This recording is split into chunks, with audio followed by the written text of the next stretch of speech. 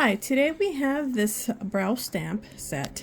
It comes along with the actual brow stamp that you can use, the steps on how to use it, and different brow shapes that you could use to form your brow.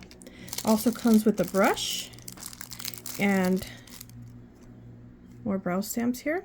So let's go ahead and give it a try. And make sure that you puff it so that you have enough powder, and then you place the plastic where you want it to be set up, and you just make sure you press well all the way through.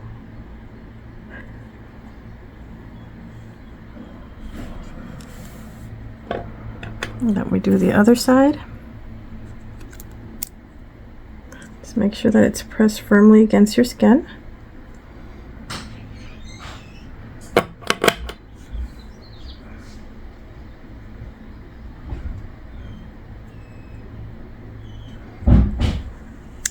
And it gives you a nice line that you can work with the color, not too bold, so it's nice and look more natural.